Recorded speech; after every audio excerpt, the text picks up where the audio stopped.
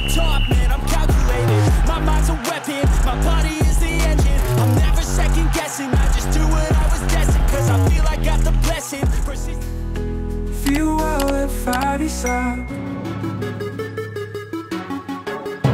I'm Mark J. Cuico. Yung first injury ko, meron akong patellar tendonitis. Hindi siya gumagaling eh. So, dinala ko siya kay Doc Fadi nun. First session ko pa lang, ramdam ko na agad eh. Hanggang sa nakalaro na talaga ako. Kahit hindi ako injured, ginamit ko na siya as maintenance.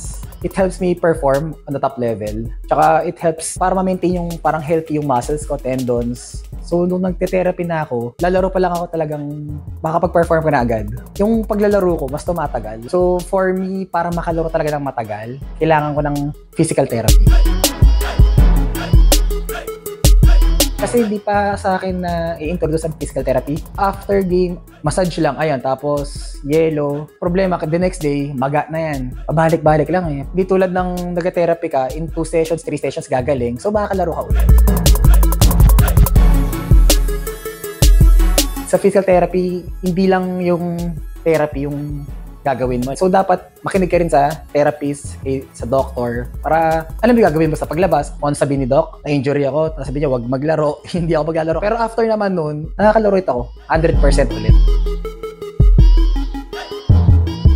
Bukod sa gumaling siya, na-maintain, since then, pag may injury na ako, kay Doc na talaga na, parang yung trust ko na-earn yan eh. Kaya, ba't pa ako magtatry sa iba? Eh, never naman ako na-fail kay Doc Fadi nun.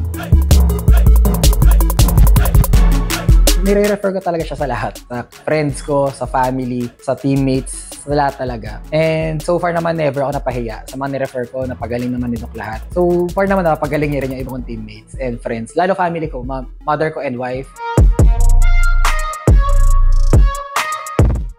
Ayun, yung sa clinic itself mismo, yung ambience niya, syempre, napakaganda niyan. Si Doc, napaka-professional. Alam nila yung ginagawa nila talaga.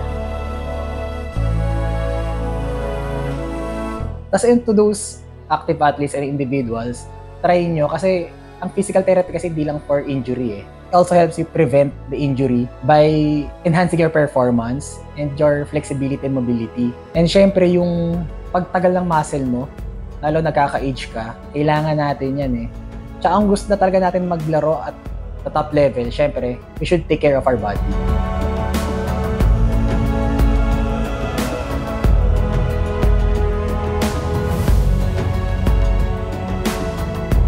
Feel well at Fadisa. Feel well at Fadisa.